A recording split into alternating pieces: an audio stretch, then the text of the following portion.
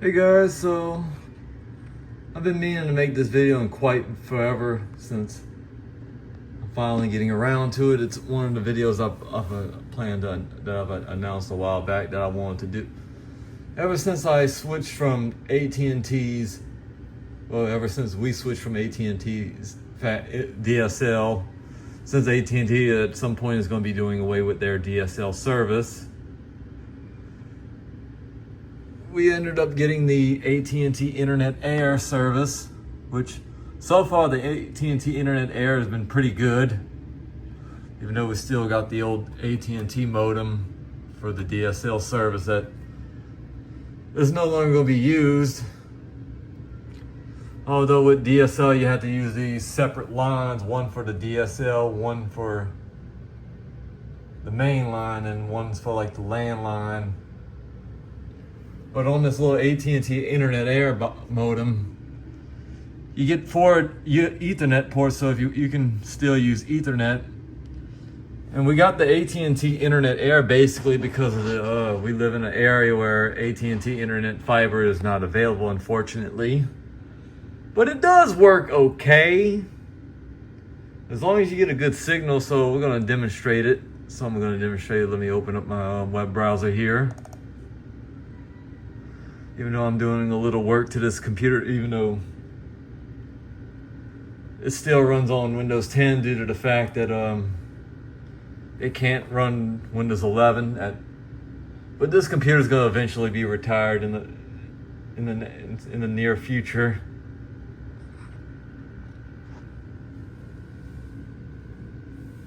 I'm gonna just give it a little time because this thing it is a bit on the slow side because it's only got like 8 gigabytes of RAM and an Intel J1900 processor, which is clocked at 1.9 gigahertz. So it is gonna eventually freeze up.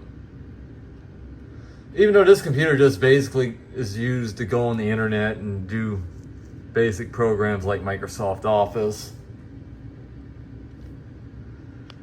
But other than that, I'm gonna try and load one of the websites, load the homepage that I have on here, that if it can cooperate. But other than that, I'm gonna eventually switch over to my MacBook to show you a speed test and all in action. And I apologize for the shaky cam.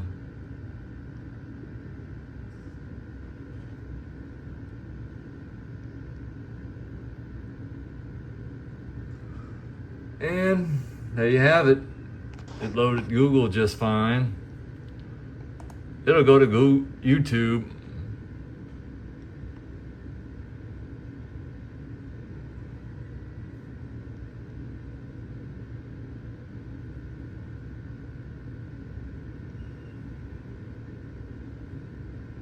As long as you got a good signal, you'll be able to browse the internet with no problems.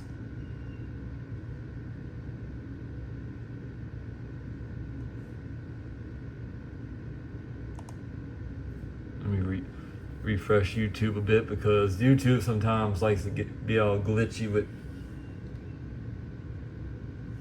my internet connection. So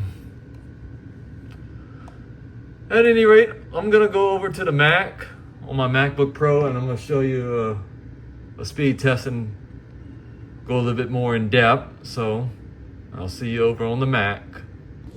All right, so now we I switched over to my MacBook Pro since I'm doing the screen capture since we're gonna be talking about the AT&T Internet Air in this video. So like in the other clip, I mentioned that, well, I forgot to mention that you're gonna need the AT&T app and an AT&T account to kind of configure the AT&T Internet Air modem to like go through like all the activation process if you're setting it up for the first time. So without that further ado, let's go ahead and do a little browsing on the internet. We're gonna do a little speed test to see what it. Probably ain't gonna be the greatest. So we're gonna go ahead and click go.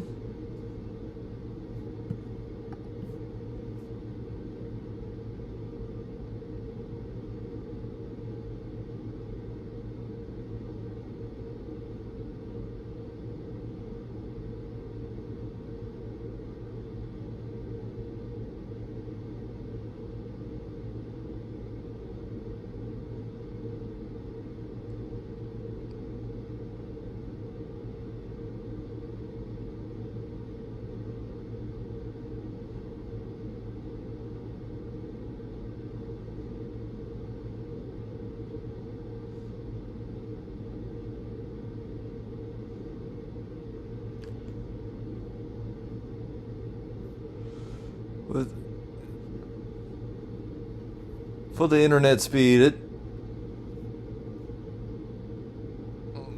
looks like you got a decent download speed, but it could have been better.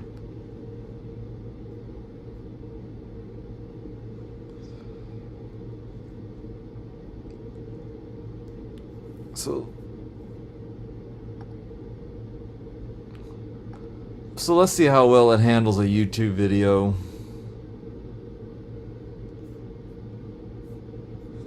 Find something that's not going to get us hit with one of them copyright. Let's see what we got in our subscriptions.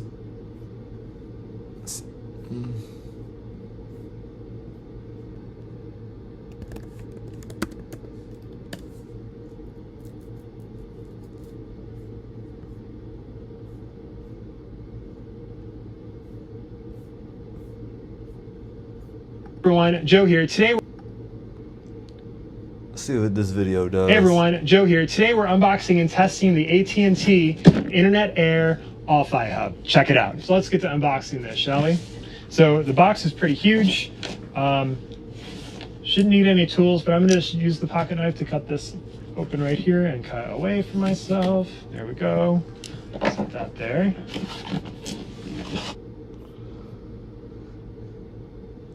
At least it plays the videos in decent quality, opposed to when I was using the DSL service. When I was using AT&T's DSL, even though under the when it was AT&T Uverse DSL at the time. But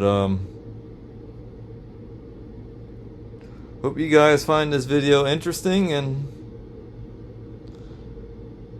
thanks for watching, and I'll see you in the next one.